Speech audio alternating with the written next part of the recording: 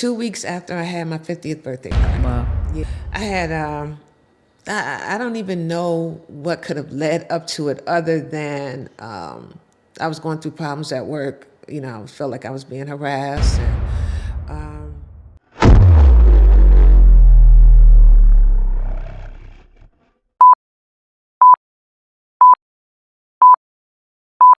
Welcome everyone to the Breakthrough to Purpose, Passion, and Prosperity. I'm here, everybody that comes here is world renowned. Everyone that comes here is world renowned. I'm here with Gina Jones, New York Times best-selling author, facilities manager, fashion, you'll be able to see, fashion guru. What I'm trying to tell you is who I'm getting ready to talk to here is going to really give you some insight into what it is to be able to stand in this world and make a difference. I'm grateful to have you here, G. oh, it's good to be here. Thank you so much. Thank you so much. Thank you. How you feeling? I feel good. I feel good. Yep, I feel good. A little tired, but I feel good. That's all that matters. That's all that matters. So, I start everybody, this is my thing. I'm sorry. So, you're Cancer. Yeah. Yes, I am. July 15th. Yeah. Okay. Do you represent any of the qualities in Cancer? The one that everybody says, we're so sensitive, but I'm not really sensitive, but I am a little, you know what I mean? Like I don't cry at every little bitty offense. But yeah, I'm loyal, and I like to be by myself. I like the quietness of just, and I don't know if this is a trait, but I love to sleep. So I don't know if that's one of them. But yeah, from what I know, I'm loyal and kind and caring, and I am a loner pretty much. But other than that, I mean, I consider myself pretty normal. So let's go back to the sensitivity thing. In terms of being sensitive, are you sensitive 7 out of 10, 5 out of 10, 8 out of 10? Like, do you? So I cry at movies, but they're always sappy and romantic. I don't. So those are the things that make me cry, or somebody's hurt or upset. But so I would say that I am, in terms of crying and being, I would say I'm 7 out of 10. I would say 6 or 7 out of 10. Okay. Yeah, I would say that because I'm pretty sensitive, and it's like when I hear about certain things, it bothers me. Any type of injustice, and or somebody's going through something. Like one of my friends, just lost her son, and my heart was like I couldn't function. Right. Just knowing what they could be going through. So yeah, I would say 6 or 7 out of 10. Wow. Yeah. That's good. I mean, there's nothing wrong with being a little sensitive. Right. Right? Exactly. A real human. Well, some people feel like that crying is a weakness, and actually it's a strength. Yeah, I do too. I do too. Being able to be vulnerable is a character that really connects you to people. Right. Exactly. And oftentimes trying to be hard does the exact opposite. Yeah. So, and most often we all want to be connected. Yeah. I listen to Brene Brown a lot, and she has a podcast about being vulnerable. And so she says, you can't be brave if you're not vulnerable. You have to be, it just can't be, you know? So sometimes you have to just let go a little bit and not be so afraid that, they're going to think I'm this or that. No, it's basically about being brave, So my next question is who is Gina Jones? Ooh, okay. First and foremost, I am a child of the most high God, and I don't know if I said that right because I'm nervous, but I'm a child of God. I am kind and caring. I try to be, and a person, sense of humor. I love to read and write. I think I'm a kind person and sincere, and I just very loyal, but I'm not one for giving a whole lot of chances. I feel like I protect myself and I protect my family and people that are close to me. My partner, and so it's. I think I'm somebody that just is just a free person. I like to be free. I like to feel like, I'm happy, and I read somewhere that it just made me feel good. Like you can't be happy unless you're grateful. So I'm very grateful for a lot of things. Just waking up the next day, the next breath, which we take for granted, So I think I'm a pretty cool person. Okay, pretty cool. I'm with you on that. What is it that you feel like, okay, first of all, tell me about your childhood. Tell me about G growing up. Okay. I am the youngest of four siblings, 2 sisters and a brother. And, we live with our parents in Buffalo. I grew up in Buffalo, New York. Mm-hmm. It's warm there. Oh, yeah. And so I had a really good childhood. I mean, it was, we lived in the inner city in Buffalo, New York, and went to public school, and I went to, my father used to take us he introduced me and my brother into sports. Our older sisters, they weren't into anything like that. So he would take us to the Buffalo Braves games. That was a NBA team in Buffalo. And he'd take us there, the Harlem Globetrotters, and go to wrestling matches. So I grew up around a lot of sports with my father. He was a diehard football fan, Buffalo, New York. Buffalo, mm-hmm. He loved the Giants, he loved all those. But the Buffalo Bills was his team. And so I had a pretty good childhood. I loved ballet. And I went to the Buffalo Academy for Visual and Performing Arts for dance. Mm-hmm. That's a high school. And I went there for dance, and that's when my real love for ballet came out. I really wasn't all that serious about it then because I started getting into basketball. Mm-hmm. So I played on the basketball team, and my love for basketball still reigns. I still love it, and ballet. Mm-hmm. I just joined a adult ballet class about a year ago, and it was pretty cool. I was the oldest one there. Okay. I was the oldest one, but I still tried to keep up. They were all in their 20s, twirling around like a spinning top, and I was like, okay, Gina, let's do it. But I had to be brave, right? And I had the courage to do it. So yeah, we traveled to North Carolina. My parents made sure we knew our family members. Mm-hmm. Yeah. And we would go down there every year, see our grandparents, and I had a really good childhood. I can't complain about anything, and my mother introduced us to church early on, and I think that I started practicing faith at an early age, like a 10 or 11. I learned about it in church, and I felt like, oh, I can do that if all I have to do is believe. What I asked for will come to pass, because I used to pray, Lord, please let me pass my test. Please let me pass my. Because in Sunday school, they teach you that, just pray about it. Just pray about it, and that's still with me to this day. I hope it never leaves my life. So I had a pretty good childhood, and I wind up leaving Buffalo to come to Maryland to go to school, to go to Morgan. Okay. After I left high school. Got it. And that's why I'm still here in Maryland. I never left Maryland. Okay. Yeah. What position did you play in basketball? Forward. Forward? Mm-hmm. Were you any good?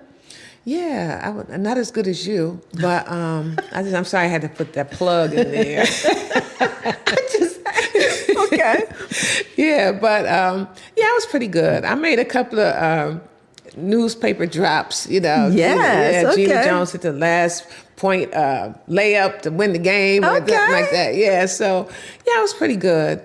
In college, I would practice with them, but I didn't get on the team. I was living my life okay. Like it's golden. My mother and father's not anywhere around. Are you serious? I can go here. I can stay there. I can do that and not that. Oh yeah. But yeah, I was a forward. Actually, I'm still playing on the 50 and over league. Wow. Yeah. Wow, that's impressive. Yeah, if you interested. I'm good.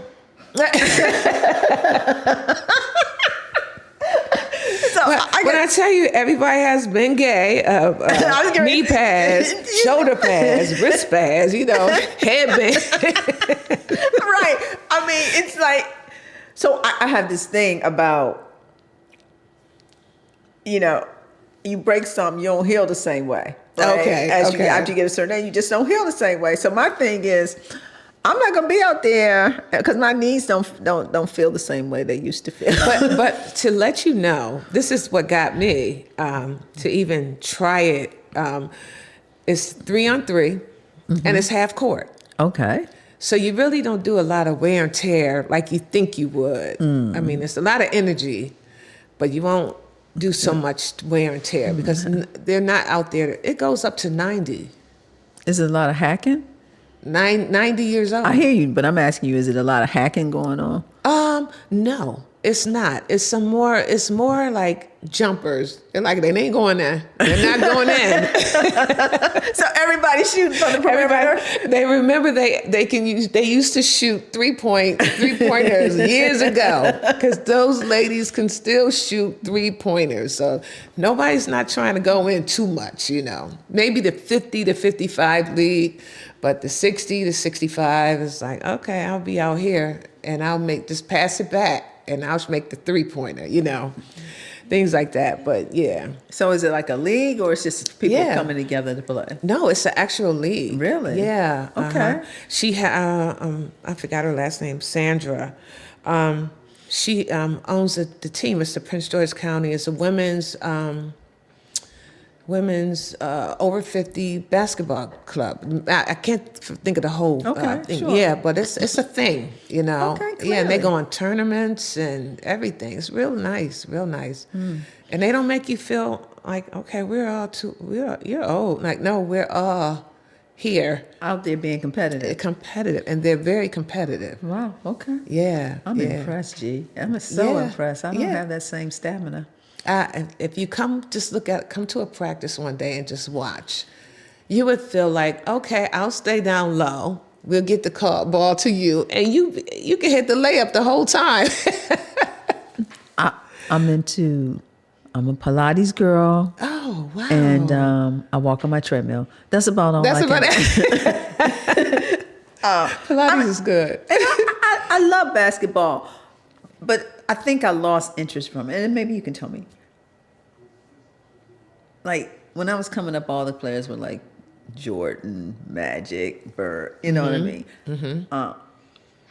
And I just don't feel like the players have the same respect for the game. That those guys really played to win. Mm-hmm. It's something about when you bring money into it, excessive money. Mm-hmm. It's this. In my mind, the commitment's not there. Right.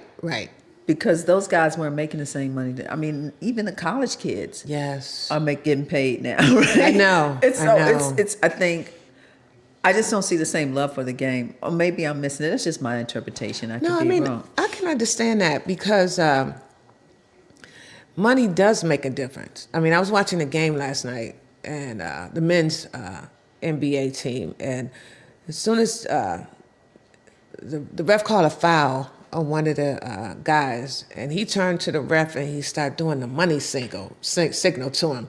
He got a tech. Like, where did that come from? Why did that even matter? But I think sometimes in this league for women, they never lost the love of basketball. A lot of men, they still play basketball, but women, like, you know, they're like, I don't want to let it go. You know, the passion for it, you know. So I can say, even for in W and NBA, you know, look how much they're not getting half as much money as the NBA is getting, but they love to play. You know, they're getting a salary probably less than what a teacher gets, you know. They love the game. And that's where you see the passion. That's definitely where you see the passion. Why do you think that is? Why do you think, just your opinion, I mean, there's so much to talk about in terms of this, but why do you think it's okay for the NBA? I mean, even some of the college students now getting paid more than the players, the women who play for the WNBA. Why do you think people think it's okay to pay women less for things and they're just as competent? You know, I don't know. I think for me, it started way back when you felt like the women were the housekeepers. You know, they were the ones that took care of the home. You know, they were passive, and the men were more aggressive. Yeah. And so why should we, quote unquote, treat them any different on jobs? And even though they're much more, they're competitive and they're more, they're able to really do the job, you know. And I think it just came from something from a long time ago, that, you know, that thinking that why should we pay them more? Because this is how this always been. You know, sometimes people don't like change. And I don't like to bring the ego into it, but sometimes it's ego. You know, why would we pay a woman more money than they can get hurt just like the NBA? They travel just like the NBA, you know.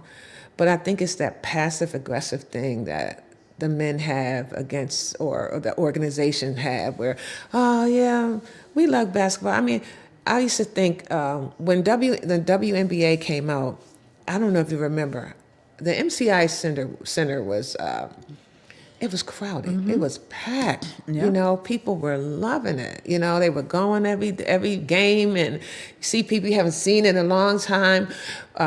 Women who haven't played basketball in years, since college, they were there. And then all of a sudden, the momentum left. And it's like you can't even have a game in the MCI Center, the Verizon Center, I'm sorry, because they don't have enough tickets to sell. So now they have a venue that's like a quarter of the Verizon Center. So it's just, I don't know, it's sad, but I think it's something that it just stemmed from a long time ago, and nobody really got the memo. It's time to change, you know, or let's make a change. You know, people say it all day long, but that's what I believe. Have you ever encountered in your journey and working and things like that where you felt like someone else, a man, was being paid more than you? Oh yeah.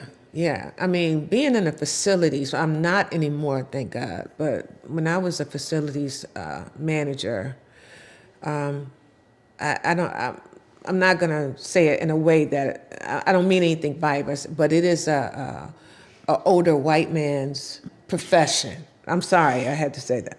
But when you look at it, the scale and the history of it, that's where it came from, you know. So I felt like.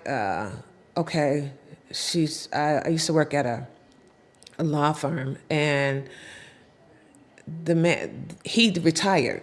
The facilities manager retired, and he was about, I think he was like 65, 66 or something like that. And I was in my 40s at that time. And so my manager was a female, and she said, well, let's just give Gina a try. You know, she's assertive, you know, she's responsive. Let's give her a shot.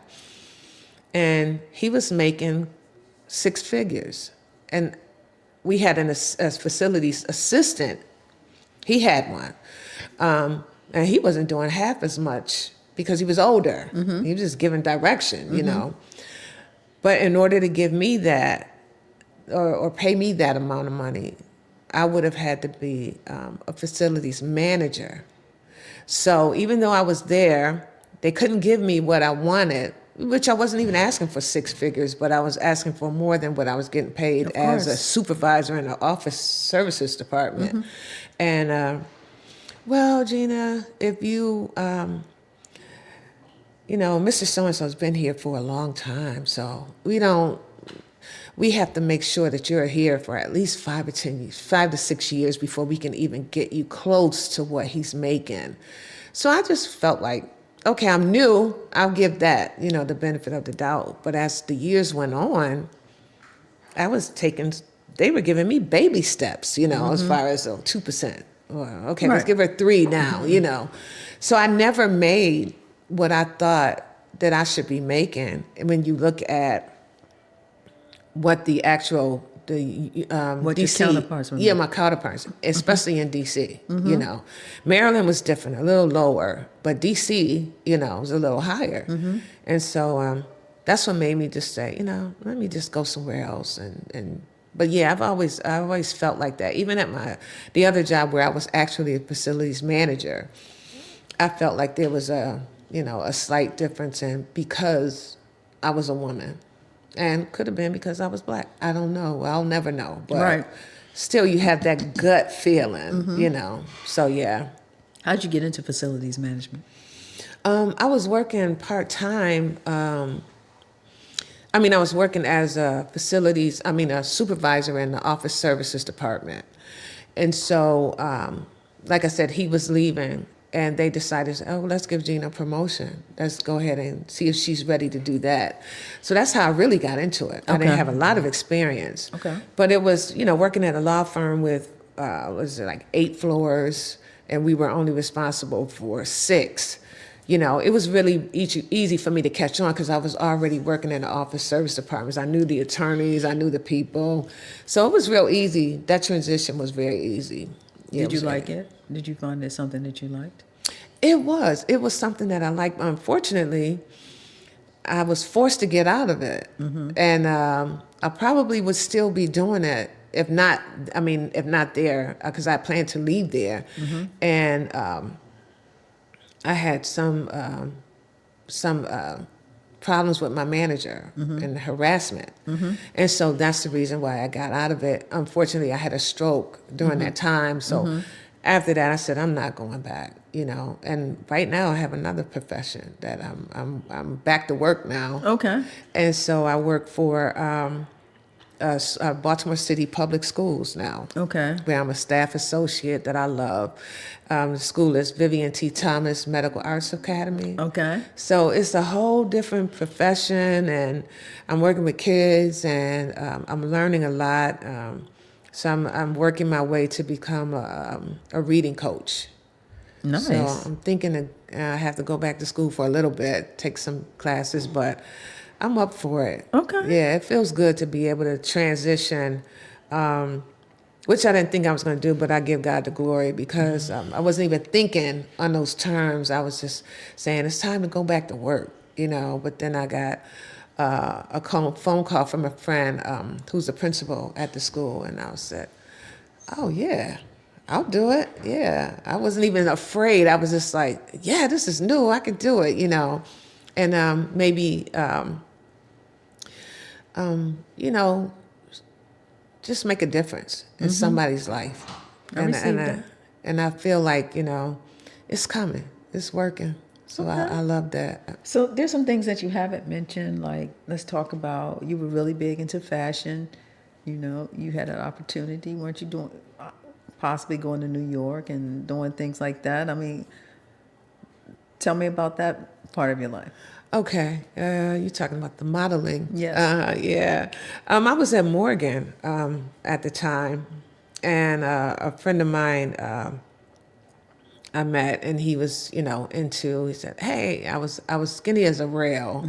So, when they think you're so skinny, they think, oh, you can model, And I used to watch my sister. My sister used to dress so fly. She was in high school, and I was in grammar school, and she would leave first, and I would go grab that shirt and put it on and try this. And she knew about Chanel and all those Versace back then. I had no idea who they were. And so when I got to Morgan, and he said, yeah, I do fashion shows. I do them at Howard. And so I started doing the shows. I did a couple at Howard. And I've never modeled in New York City, but I've always wanted to be a model, but it was more so, I wanted to wear the clothes. I wanted to look like a model. You know what I mean? I didn't care about, okay, I want to get on the runway. I didn't really care too much about that.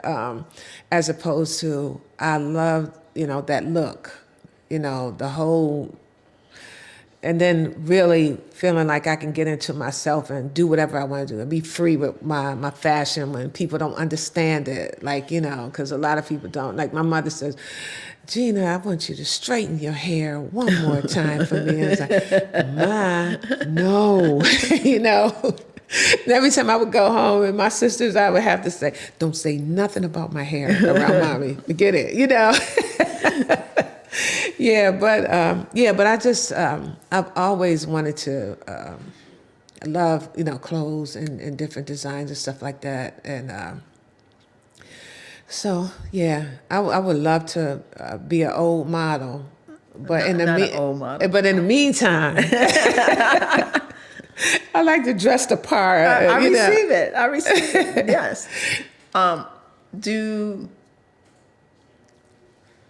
So you told me you have this new job where you're working with kids and you love it and you might have to go back to school, right? You must love it if you want to go back to school. Oh, yeah. And I'm not afraid of learning new things. So that's one thing. I'm not afraid. And I feel like I wanted to, when I got in there, I thought, okay, staff associate, Gina, this was my first job since the stroke. So it was like 7 years.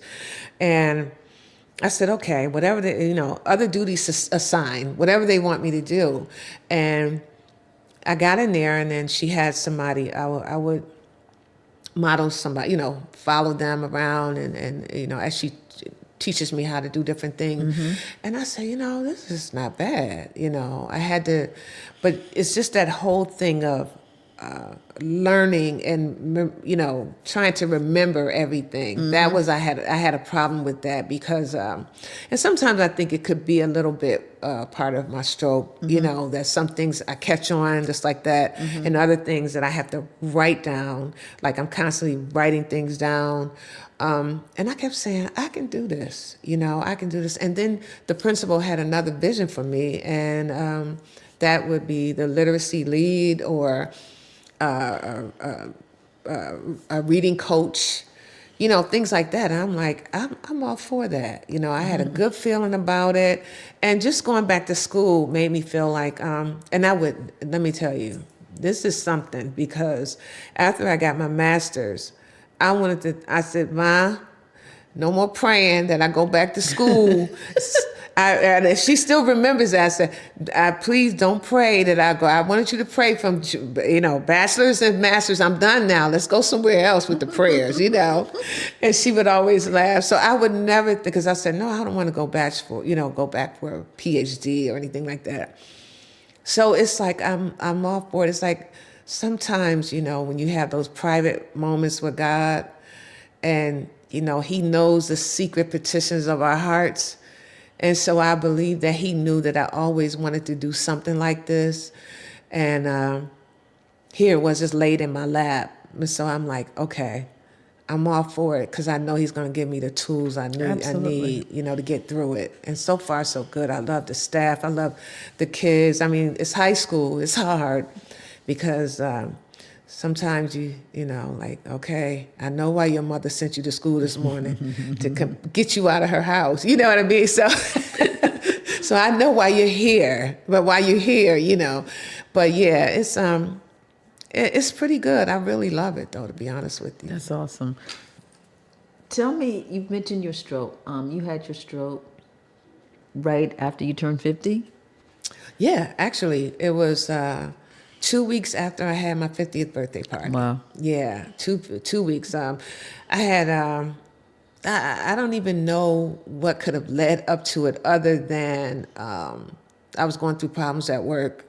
Felt like I was being harassed and then I was getting these headaches and I kept thinking, oh, it's because, I would take Excedrin every other hour and I said, it's stress. and because I had to travel to different places as a facilities manager, different buildings and places like that. And so I had to go to Reston. Then I would have to go to Frederick. And then when I leave Frederick, I would have to go to Rockville. I was all over the place. Right, And so yeah. I had all types of headaches, and, a lot was, going on.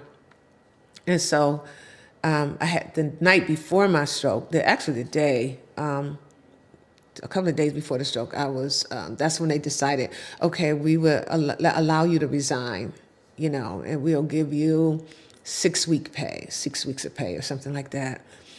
And I said, okay, I'm going to take it. I called Sean and I said, I think I'm going to take this. I know I can get another job, and I know God's not going to leave me. And so she said, okay, I'll see you on Monday to sign off all the paperwork. Meet me in Georgetown on Monday. And so Saturday night, Sean was going out, and I had a bad headache. I mean, it was terrible, like in the back of my head, and I felt like it was going to explode. And then I woke up, and I felt a little better, and I started walking the dogs. And before I knew it, I was like, I feel weird. Like, I'm walking, and I'm like, they're pulling me. I had 2 at the time, and they were both pulling me. But usually they pull me to keep walking. But this time they pulled me to go up to the patio, which the door I came out of. And so halfway to the patio, I looked down and I felt like my arm was detached from my body. I remember that so clear. And then I'm like, okay, I'm going into the house, finally get in there, and that's when I called Sean. And after I called Sean, I couldn't speak anymore. And I told her, I said, Sean. And so she came out, she got me some water, I laid on the floor, and then I lost my voice. I started screaming. I couldn't talk. That kind of thing. So, I went to the hospital after that, and that's when they said that I had a blood clot that traveled from my heart to 3 parts of my brain. And that at that moment, I was like, oh my goodness, a stroke. And they kept saying, oh, you're too young to have. The doctor, when he came, he said, you're really young for a stroke. And I was thinking, what is a stroke? I'm thinking like, that's the last thing on my mind. There was nobody in my family that had a stroke before, so I didn't even know where it came from, but because of the stress, and also at the time, I found out that I had carried a protein in your body that causes blood clots, not the protein that from the food and not anything that you eat or anything. Something it's just genetic. Yeah, and so so that by the grace of God, who gets all the credit for everything, and especially why I'm still here, and I went through rehab, and I had to learn how to read and write again. I had to learn how to speak, because I stuttered for a good 2 years after it, and then it was a long road, but Sean always told me, you had a good attitude the whole time I was in the hospital. She said, you were kind, and you were cheerful and talking to the nurses and things like that. But I credit all that to God, because everything that I went through, some people could say, now, why I have a stroke? Why is this? And, and things weren't so clear, and everything didn't go smooth sailing, after the stroke, because financially, I didn't have a job. You know what I mean? But I had the blessing in it is that Sunday morning I had the stroke. Remember, Monday I was supposed to go. I wouldn't have had no insurance. So Sunday, I had the stroke. Now, we may not understand why God allowed things to happen, but when I look back, I wouldn't have had no insurance, nothing. And so he allowed this to happen because he knew he was going to pull me out of it, And sometimes that's where it's like, is this my purpose? What's my purpose? Like, I'm here for a reason. And he knows my heart, and he knows what kind of person I am. So it's like working at the school is like, I get to give, and not monetary or anything like that, but just gives, because my prayer all the time is that people would see him in me. I received that. When people say, "Oh, you survived the stroke," he allowed me to survive the stroke, and I'm grateful. Grateful. I didn't want my mother, my father to see me like that. They couldn't come down because, I have older parents. At the time, my father was still living, and he was dealing with some health issues, and my sister had just got a new job. But I had the best caretaker in the world, and that's Sean, my partner. Right. Made sure that I had everything I needed. She talked to the nurses. She beat up a few, and a few doctors. But you need somebody to stand in for you. Absolutely, right? yes. Yeah, and she did. She stood in the gaps, and so she got me, where I am, and the Lord allowed us to just work through that time. So you just went back to work. But in those 7 years that you weren't working, what were you thinking? Like, how were you getting to know Gina better in terms of, because oftentimes they say when people have a health issue, it transforms them.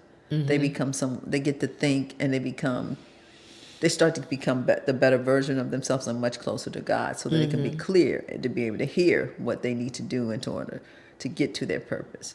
So essentially, you think at this point, based on what you're telling me, is that he was just waiting to get you right to where you are today. Oh, I believe that. I do. Even though it was some rough times that I was like, what am I supposed to do? I don't want to go back there. I'm scared to go to work because I was really scared of the stroke. I was scared of it. Like, what am I going to be able to take? As far as stress is concerned, I was, every time I got a headache and I'm home and I'm like, oh no, what does that mean? So I spent a lot of time with the Lord. Praying, reading my Bible, which is every morning before I go to work, I read my Bible, and every working on the weekends. Every day, and I started writing more. I'm on my second book now. Nice. So it's, I just felt like, just show me what am I supposed to do. I want to do something. I need to do something, because he healed me. And I kept saying, oh, I don't have to work. I'm not going back to work.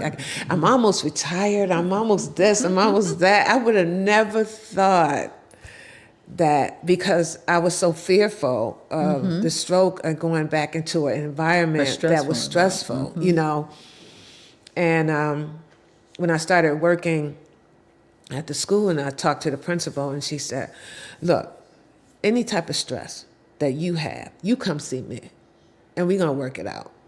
And I felt, because I kept thinking about the different things with the high school students and what would you have me to do? I have never done this before. I'm scared, but everything just, everything is just, it just came. And one thing that I prayed for, I never forget when the human resource lady, when I talked to her that Friday, she said, what would you want to do in the real world? If you can have it your way to do whatever you wanted to do, what would you do? I said, go home and help take care of my father and have the money to do it so I don't have to work. And that, I'm telling you, it worked. I did it. And whether it was through the stroke, the Lord, God is amazing. Right. He works in mysterious ways, He works right? in mysterious ways. But I was ready to, I was able to go home for weeks at a time, to help give my siblings and my mom a break, not a break because he was a burden, but I was able to spend those last days with him. That's awesome. And so it was definitely something that I felt like he answered my prayer, because that was my prayer. Like, I want to go home and be with my father, and my mother, and laugh with him because he loved for me to make him laugh, and I love to hear him laugh and smile and things like that. So I got that chance to do before he passed on. So it was something that I know that I prayed for when she said, "Oh, really?" And I was like, "Yeah." Then I was able to get a truck, a new truck to drive back and forth to Buffalo, and just little things that you pray for, and then all of a sudden, it's like, oh, That works out. yeah, it happens, So I'm bragging on him every chance I get. I get it. But you haven't talked about how you became an author. I'm sorry? How you became an author Okay. after the stroke. Let's talk about hope. All other ground is sinking sand. Yeah. Like, tell us about the title. How'd you come up with that? Okay. The title, it was from God. Okay. I didn't know what in the world I was going to name it. I kept thinking that the storyline, which I got, I'm sorry, I got everything from God, because the storyline was, I was writing a whole nother book. And Okay. it was about women in football. Okay. Women's football. And I went through it. I had like about 5 or 6 chapters and everything. And then one day I was taking a walk. It's like a lot of times I'm, excuse me, he comes to me when I'm walking or when I'm silent, and solemn. And then it was like, write a book about a little boy with autism. And I was like, autism? In the 1940s, 1950s, and I kept like, now, I couldn't have thought of that myself. I'm not wired like that, And so then I started writing, and then all of a sudden I started thinking like, okay, what could I call it? And one day it just came to me, hope. All of the ground is sinking sand. I couldn't name it because that's an old Baptist hymn. I don't know if you know. I do not know that. No. Okay, so it's on Christ the solid rock I stand. All other ground is sinking sand. So when he brought it to my attention, I was like, hope. If you don't have hope, all other ground is sinking sand. And that's where it came from him. It's like, okay, yeah, hope. All other ground is sinking sand. So it made sense to me. And then with the storyline, as I would just start writing, and he kept giving me more things to write about a little boy with autism back in the 1940s, when they didn't call it autism. They didn't even have a name for it. Back then they would call you idiots or retarded, or some people have had to put their child in an institute because they didn't speak, So it was just like, because it is a fiction and I love writing fiction, I made it myself, I made it my own, and with still giving the respect to autism, because it's, it wasn't hard to write, but it was also trying to pay homage to adults who have autism, the spectrum. So I would just start writing, okay, she's single, she's a mother. So I would do a outline, a single mother, okay? And I always like writing things about best friends. Like, she's a single mother, but she has a best friend that she's, by her side. Yeah, So the story it has some twists and turns in it, but it's definitely something. And my second book is like a sequel to that. Okay. So he's a little older now. And so it's like, that's my baby. Someone asked me yesterday actually, I was at it was a career day for elementary school students, 3rd, 4th, and 5th grade. And they were so smart and so intelligent, asking all kinds of questions, And this one girl said, "Will you ever let Dre speak?" That's the young boy in one of the characters. And I was like, that's a great question. I don't know. Because I feel like if I have him speak, that means that I have to stop it. You know, I can't keep going with it. Like, what am I going to say? I kept thinking of all kinds of things. And then I said, well, when you feel like, I don't know, that book is like, I still think about the characters, you know. And I don't know if I mentioned this, but the characters' names, I paid homage to my ancestors, my aunts, my grandparents, you know, to put their names in there. I receive it. But it is a fiction, you know. So I don't know. I feel like I'm so close to that book. It's so hard for me to start another one and keep going. I'm already into eight chapters in Okay. it, but I still think about how good it felt to start writing it and how things were coming to me. And the Lord is doing the same thing for this book as well, because I already have a title for it. I already know what I'm going to write about, and so I'm just waiting to bring it to pass.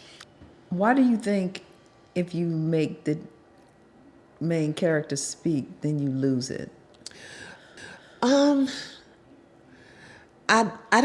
didn't know whether or not, it's funny because when she said that to me, I said, I never even thought about it, you know? And then I said, if I allow him to speak, but I don't know. So you'll have to know, and you'll have to read the second book. But I think that I thought, to answer your question, I think I thought that maybe I wouldn't have anything else to write about. No. Are you aware of Pastor Mike Todd? Seem like I've heard of him. Is he on Instagram? Because I think his name is I Am Mike Todd. He's a young black pastor, probably in his mid-30s. He has a mega church in Tulsa. Oh, okay. He has 4 kids, but his only son, Junior, has autism. Okay. And he always talks about how, you know, he asked God, you know, my child can't even talk. He can't even, and he said God promised him at some point he will talk. At some point he will evolve to more than you think he will. And so they finally got him connected with somebody, and now he's starting. He used to couldn't use the bathroom on his own, but now he's learning to use the bathroom on his own. Goodness. So I only say that because that came to mind when, you know, it's just funny how things happen. Like a young child asks you, will the child speak, right? Yeah. And then you think about it, and then, but I think you want to show the evolution of what autism, like they don't have to be stuck in a time zone. They don't have to be stuck at that place because there's been so much, you know, research and actually most people who are autistic have some kind of genius. Oh yeah. You know, and that exactly, right? exactly. Yep. So based on that premise, you know, research and explore what he could be. Right. Right.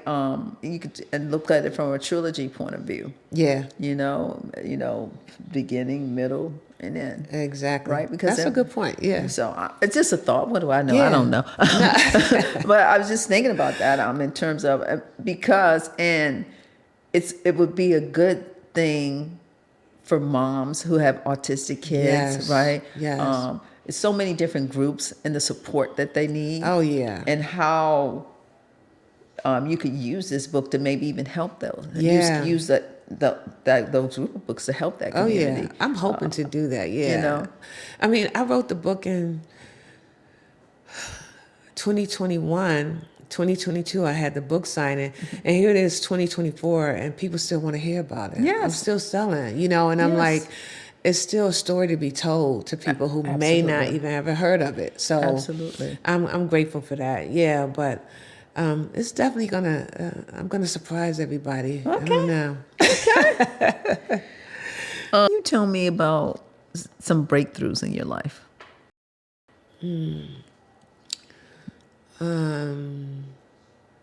I think the biggest breakthrough was just being able to graduate from college at a later age.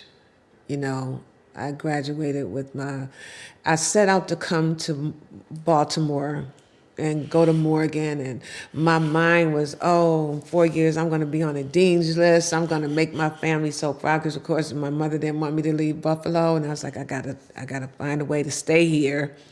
Let me get my grades together and things like that, and then life happened, and right before I think I finished, I stopped going to school like the 4th year at Morgan, and just me wanting clothes, shoes, and go shopping. Right. I needed a job, so I said, I'll go back, and so if that's considered a breakthrough, I went back in 2003, and I finished my bachelor's in 2005. And Bachelor's then in what? Communication, Okay. journalism. And then I kept going. And in 2005, I graduated with my master's Nice. in public policy and management. Okay. So it was like a breakthrough of, let's do it, Gina. Let's just go back. And my prayer was, Lord, please let my mother and father see what I finished, because this is what I started out. And this is what I told them that I was going to do. I was going to mess their money up. And I did, but I wasn't going to mess it up continuously. I got you. and make them proud. And the Lord allowed them to see both in my 30s, to graduate from college. My 40s, I'm sorry, to graduate from college with back to back. Very cool. And they were both there to witness it, with my family. So, yeah, that was like, and then the other one was definitely my stroke. Just being able to come through that moment and play basketball again. I'm skating. I'm doing things that riding my bike, writing a book. I had to learn how to write again. I still have some type of numbness in my hands and this side of my face a little bit. Never, I never left, but it's like, okay, maybe it's just to remember. Just a reminder, maybe. Just to remind me where I came from, and how far I've come. So, I feel like breakthroughs are just an extension of what God is doing in your life. I received that. I have to see it that way, because sometimes I've never been an egotistical person ever. Never been me. So it's just me giving him all the glory. Step I make, or I'm walking through the halls at school, and I'm like, Lord have mercy. I'm here. I can't believe I'm here. You know what I mean? Things like that, like driving home, like, oh my goodness, I work at school. I work at a high school. Who would have ever thought that? Right. So yeah, that's what I consider. So it's brought you some joy. That's brought you some joy. It's brought me a lot of joy. Okay. A lot of joy. Yep. And just the other day, it was a young girl in health class, and she was talking, and she was saying some things about, she was biracial, and she was making a lot of sense. And she said, one side of my family won't accept me because of my color. She was talking, she's very intelligent. This is a 9th grade class. And when I left there, because I was observing the class. So I saw her in the hallway, and I said, I was very intrigued by what you said. I said, you sound so mature, and then she said, me? And I said, yes. I said, I heard your whole statement. Everything you said. I said, you sound mature. I said, you were clear. I said, and you even said, but I'm not going to let that stop me. And I said, and don't let it stop you. I said, I'm so proud of you. I don't even know your name. And she told me her name. I said, just keep doing good. Speak up for yourself. I said, you made me feel like you were a leader. And so just that next day, she saw me. Hi, Miss Jones. Are you coming to my class today, Miss Jones? That right there gave me so much joy. Yes. Yes. Because who knows, 20 years from now, she may say, this teacher came up to me and said, I'm proud of you. You did it. I love what you said. It made sense, and it's not going to let you stop. It's not going to stop you, Keep going. And so that part is just, just very fulfilling. It's that part. Yep. The little things, right? It's the little things. And she clearly didn't believe, because we can't see ourselves. So she said, you really think so? Her saying that, you gave her confirmation, which is so cool. Yeah. And I think a lot of those kids in high school need confirmation. Absolutely. We all need, we all need confirmation from some perspective, right? Yes. So, but to definitely give it to the generations coming behind us and to give them some insight and support, because they're different. They're much different than when we were growing up. And let me tell you, from my observation, it's the cell phones. The cell phones are, you walk in the classroom, they have their cell phones and they have their earphones on. And so the teacher has to reprogram them every day. It's not like, okay, tomorrow she's going to be on me. I'm not going to put these in my ear every day. And it's like TikTok, Instagram, Facebook. It's like the sign of the times. One student didn't even know what a rotary phone was. You had to do what with the phone? And the teacher's trying to explain. You have a handle and you do this. And then he pulled the picture up and they were laughing and joking and oh no, we couldn't have it. No, we could. One girl said her mom takes their charger away from her as a punishment and not use her phone anymore. I was like, really? Your mom did that? Wow. How you make it through the night? I cried all night. What? But it's truly an addiction. Yes. And those kids are tied to it. But the thing that always resonates with me is I feel like their social skills will never be to par where they need to be. And that's why there's so much depression for these younger kids. Exactly. Because they don't understand community and what it is to interact with other people. Because we were born to interact with each other. Exactly. To sit at the dinner table. Exactly. To sit and watch TV. It was just when good times came on, we all sat around and watched good times because it gave us something that, okay, it's people just like us. Exactly. And right now they don't have that. They don't even like to speak. Hello, good morning, morning, or bumping into the wall because they have their cell phone. Right. It's definitely taking away the social skills. Definitely. It's sad, but it's a sign of the times, that's what they're doing. And I don't even know how they can even turn back. It's like full force. I got you. Babies are sitting in the strollers holding a cell phone, watching a movie. But that's the other thing. We've let the electronics babysit our kids. Yeah, that's exactly. I believe that. Yeah, you know, and so that's all they know. My next question is, what's prosperity to you? Good health. I get when that. I tell you to be healthy, to get up, to walk, to breathe, that's prosperity to me. I receive it. I'm telling you. Because if you have all of that, you'll make money. You will. So I won't put that, I'm reading this book about prosperity book, 40 days, and I forgot the name of the book, but God is my source. Yes, he is. My source, my supply, and my support. So I'm not going to say money is my source. So I think to be prosperous is to be able to be healthy and live a healthy life with mentally and physically, not just physically, but mentally. Is to be, to have something that money can't buy. Can't have something that money can't buy. Prosperity, in my opinion, is living a fulfilled life. and doing the things that God gave you the gifts to do, or wherever he's moving to, that you're open to listen, to receive. And there'll never be a day where you don't have enough. Got that right. Right?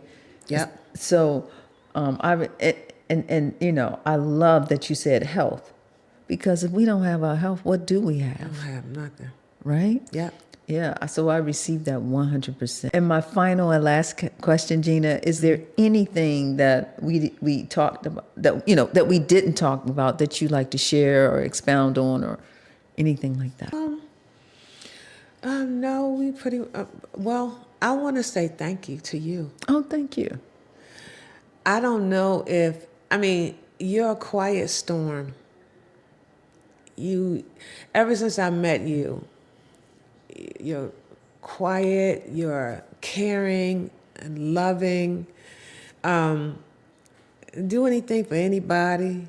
And I just want to say thank you for being in my life, because you're an inspiration. You don't know it, but you're an inspiration, because I watch you, you're over here doing your thing, and then all of a sudden it's like, oh, Tonya's did that. Oh my gosh, she's everywhere. She's doing things. And it's just, you have the same demeanor all the time. You just always trying to push somebody. And when I got out of the hospital and I saw you, I don't know if you remember it. We were at Dr. Glasper's art show. Yes. And you came in, and this first time you saw me since I was out the hospital, and you came up to me and you gave me a hug, and you said, I'm so sorry I didn't come to see you, but I wouldn't want it to see you that way. But I'm so sorry, and I'm glad that you're here. And you hugged me, and that touched me. So I want to say thank you for that, because that meant a lot to me. It did. And so I just want to say thank you, publicly say thank you. That's so nice. I mean, and not cry. I didn't pay, right? I didn't pay her. I probably should have at this point. But let me say something about that. I thought about it a lot when you had your stroke, right? And what I wish I didn't do was make it about me. I should have went regardless, right?